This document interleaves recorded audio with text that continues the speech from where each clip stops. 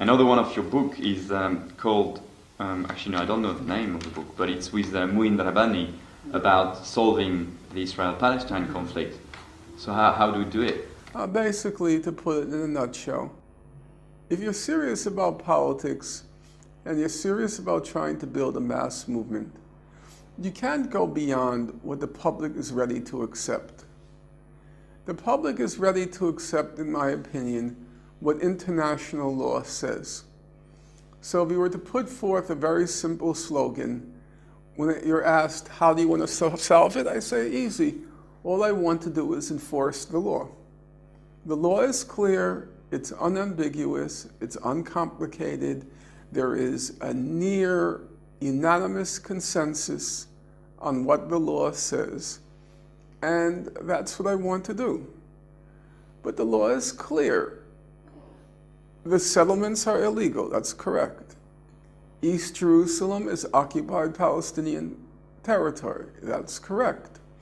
The West Bank and Gaza are occupied Palestinian territory, that's correct. But it's also correct that Israel is a state. That's also the law. If you want to use the law as a weapon or as leverage in order to reach public opinion, you can't be selective with the law. You can't say, I have the right to walk at the green, but I'm kind of agnostic on the red. No. If you have the right to walk at the green, it's because you have an obligation to stop at the red. But the law is a package deal. So if you want to use the law also says Israel is a state. And the problem with the solidarity movement is it's a kind of mirror image of the so-called Palestinian Authority. In my opinion, the Palestinian Authority, the so-called Palestinian Authority, I think its goals are correct. It always talks about international law and international legitimacy. Namely, what the law says, what the UN says, that's what they say they want. Their goals are correct. The problem is their means will never work because the Palestinians' main asset is the Palestinian people, the 4 million people of Palestine. And if you mobilize them and galvanize them, I don't think Israel has a prayer. Can't win. But the Palestinian Authority will never mobilize them because they're afraid if you mobilize them, the authority will meet the same fate as Mubarak and all the others because they're a gang of corrupt, wretched collaborators. So their goal is correct, but their means will never achieve their goal because all they want to do is bargain, behind closed doors with the Israelis. And the Israelis will never give them anything. Frederick Douglass, the American abolitionist, power never concedes anything without a demand. It never has, it never will. Unless you have the force to extract it from Israel, they will never give you anything. And the main force, the main weapon, is the people. And they'll never organize it. The solidarity movement, I think its means are correct to try to, I have no problem with the boycotts, divestment, sanctions, and all of that, nonviolent civil disobedience like the flotillas, the legal weapon like the attempt at universal jurisdiction. I think the means are right, but the goal will never fly. You want to say you're agnostic on Israel? You want to say you want one state? There's nothing in the international law for one state. You're not going to win a public to that. Once you step out of your little cult, your little ghetto, and you enter the real world, and you try to reach a broad public, and you say, we are a rights-based organization, which is what BDS likes to say, and we want to enforce our rights. Okay, the law. So once you step out of your ghetto, you're no longer just talking to yourself. There is the other side. They also make themselves heard. So they say, no, that's not true. They're lying. They say they want to enforce the law, but they really want to destroy Israel. They want to eliminate Israel. So now the public hears both sides. And they come back to the solidarity movement, and they say, is that true? You want to destroy Israel? And then the solidarity movement says, oh, we don't have a position on Israel. We don't take a position. Oh, really? You don't take a position on Israel? Well, then we're not going to take a position on BDS.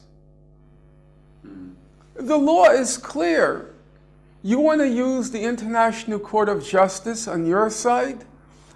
Okay, the International Court of Justice, it said, the West Bank, Gaza, East Jerusalem, they are occupied Palestinian territories. That's correct.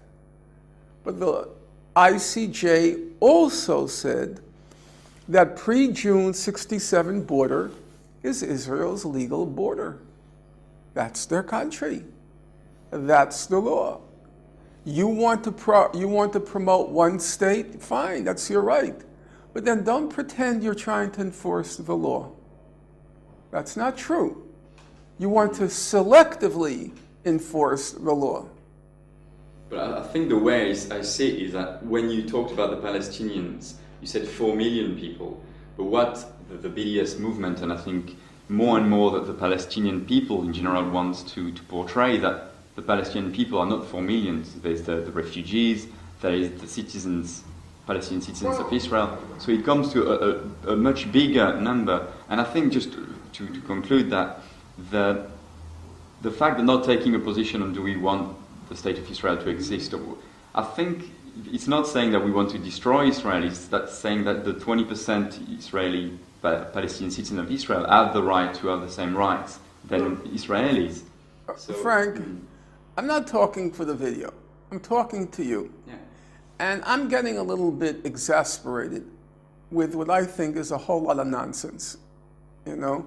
And I have been at this 30 years.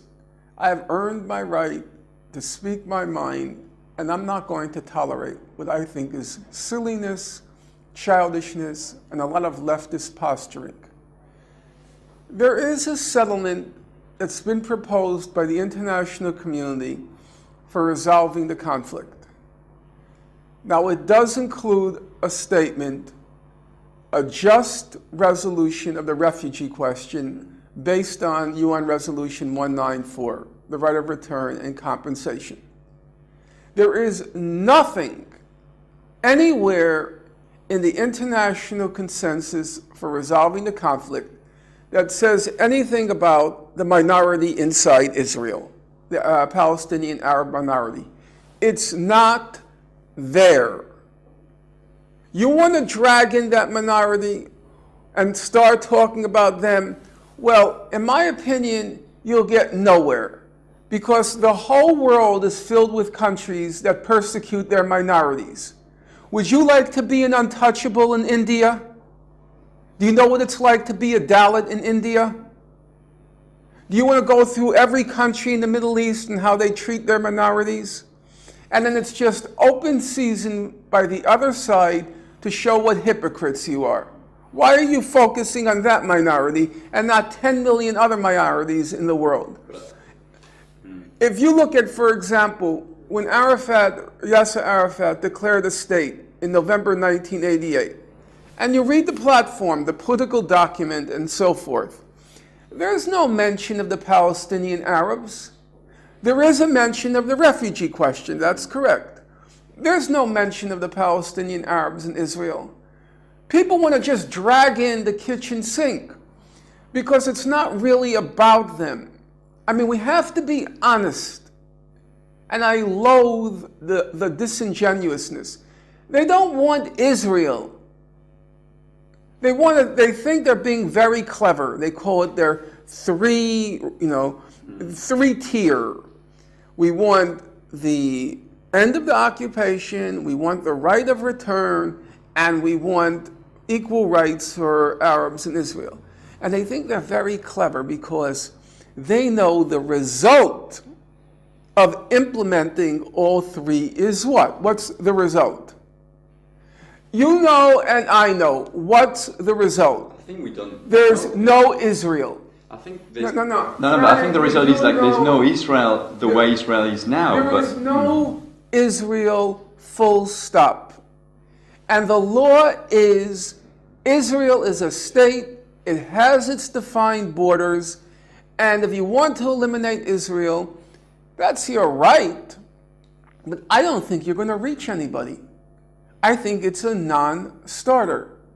If you say you want to enforce the law, and in fact impose it on Israel, because they're not going to be accepted, then the law is clear.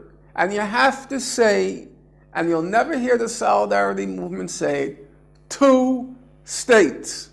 Go look at the UN General Assembly resolution. It always begins, peaceful settlement of the Palestine question. The last part where they lay out the terms for resolving the conflict, they say a 2-state settlement, and then they say East Jerusalem, West Bank, Gaza, occupied Palestinian territories, settlements are illegal under international law, and a just resolution of the refugee question based on the right of return. But it's all within that framework.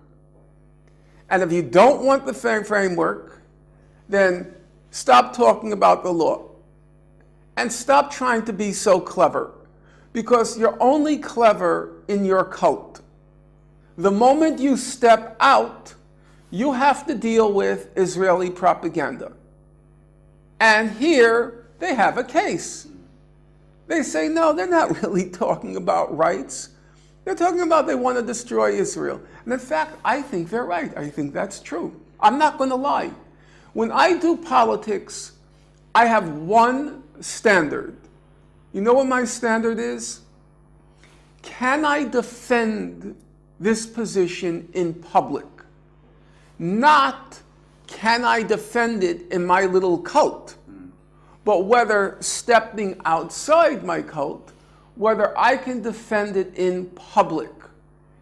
And when I listened to Muin, because we spoke together in Boston, and Muin is writing the chapter in the book on the refugees, and I listened very carefully to him, because the division of labor was I'll do the settlements, he'll do the refugees, and we haven't had a chance. We've corresponded, but we haven't seen each other's positions yet. And I listened to him, and I didn't listen with the ear, is he right or is he wrong? Is what he's saying moral? Is what he's saying immoral? What I was listening was, can I defend it or can't I defend it?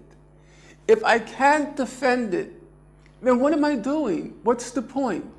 Do we want to build a movement or do we want to create a cult? Now, Frank, you have to be honest.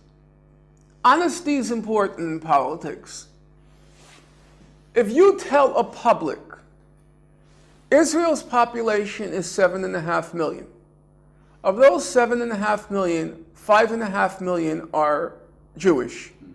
And the other 2 million are Palestinian, Arab, and neither of the above. And you say, as a lot of the Solidarity movement says, all 6 million Palestinian refugees have to go back. Okay? Now, will a public think it's reasonable for 6 million Palestinians to descend on a country which right now has 1.8 million Palestinians and 5.5 million Jews, which means you're going to completely, overnight, radically, completely change the demographic balance in the country. Will a person, the public, find that reasonable? My answer is, you can give them every fact behind the creation of the refugees, and they'll still see the Israeli position that that's not tenable. I don't think you can sell it. But I do think, I totally get your point, but I do think you're portraying a darker picture of the solidarity movement as really where it is now. I I don't really hear people saying, I think people are very educated on the refugee issue, and I've never heard people saying 6 million refugees. I hear it all the time. Okay, so... Not never, I'm saying actually, reverse. yeah. I hear it all the time. I just spoke last night in Glasgow. Okay, there is a near unanimous consensus on what the law says, and that's what I want to do. But the law is clear. The settlements are illegal, that's correct. East Jerusalem is occupied Palestinian territory, that's correct. The West Bank and Gaza are occupied Palestinian. I have the right to walk at the green, but I'm kind of agnostic on the red. No. If you have the right to walk at the green, it's because you have an obligation to stop at the red. The law is a package deal. Territory, that's correct. But it's also correct that Israel is a state. That's also the law. If you want to use the law as a weapon or as leverage in order to reach public opinion, you can't be selective with the law. You can't say, you can't go beyond what the public is ready to accept. The public is ready to accept, in my opinion, what international law says. So if you were to put forth a very simple slogan, when you're asked, how do you want to solve it? I say, easy. All I want to do is enforce the law. The law is clear, it's unambiguous, it's uncomplicated.